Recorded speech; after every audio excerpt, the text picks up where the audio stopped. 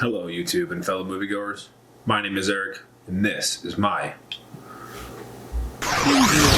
Men in Black International review. Let's get rolling.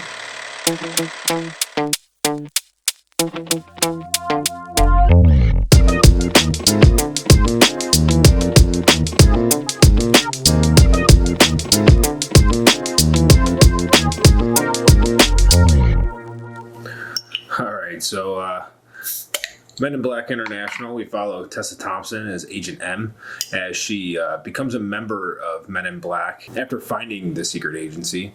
Once she becomes a member, she quickly links up with another senior agent, Agent H, played by Chris Hemsworth, and they set forth on an international adventure to save the world from a bunch of aliens and a bunch of villains. There's a lot of villains in this, a lot of plot points, a lot of villain arcs.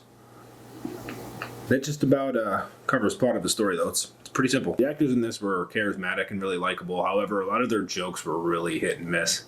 Mostly miss. In the beginning, it was really shaky with the jokes, all the way up until we met our little character named Pawnee. And from that point on, he really carried most of the humor, and it worked a lot better with him involved in the writing with all the other characters. I was really impressed with Tessa Thompson. I thought she did a really good job. I thought she played a really good, serious agent role, and then was good as well in a lot of her jokes. Chris Hemsworth was a little shaky. I think I liked him in, something like Bad Times at the El Royale, where he has more of that Joker villain vibe more than the doofus hero, Director Gary Gray definitely wanted to tell a story in a cohesive way, and I think he did so. As I mentioned earlier, there was a lot of villain arcs, and you can tell that in the directing, it might have been lost in translation a little bit, where some of it needed to go.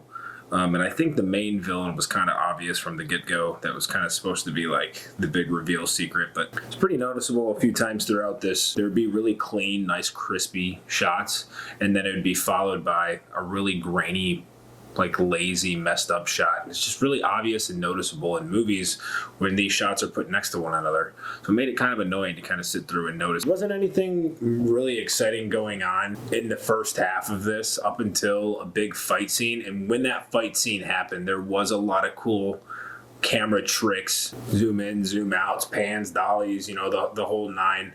Again, up until then, though, it was really just dry and kind of boring to watch, which kind of just leads right into the editing, where the pacing of this up until that fight scene and kind of after the fight scene, I feel like we're, again, very slow. The fight scene did help push everything along and kind of brought the audience back into it. I do think it was cool they edited the fight between Chris Hemsworth and who he was fighting, and Tessa Thompson and who she was fighting, and as one would fall in a certain way, it would pick up at the other as they fell that way as well, if that kind of makes sense. Just kind of links them together. That made it really entertaining to watch. I really enjoyed all the weapons sounds in the Men in Black movies. There's not much to mention in sound with this film. I will say again, like script-wise, writing-wise, the jokes were pretty on the missed side, but not awful. I really liked how the aliens looked in this. They have scenes where Men in Black have to block off these sections where there's alien activity, and there's like these little portals that people walk in and out of. That's really cool how they did that CGI. One gripe I do have about CGI, though, there was two villains, and they had these like crazy electric powers, and when they would walk like down the street, all the street lights and everything that used electricity would flicker. Well, they walked into a club that was like super techno and had a bunch of these lights, and it was the one scene where these dudes were in a place that didn't affect the lighting. I think that was kind of weird. Men in Black International was not an awful movie. I don't think I would recommend jumping on a horse and going to see it in a theater and paying money to see it, but I think once it's out on television and you have the opportunity to sit down and watch it, yeah, go ahead and see it. Did get that charismatic feel between the characters generally throughout it. Slow and choppy editing, a good little fight scene, and then slow and choppy editing again. It's not awful to sit through, but again, I would probably say just wait. Men in Black. Thank you, YouTube. If you like this video, please give me a thumbs up. Please hit subscribe, and please hit that little bell so you know when I have new content coming out.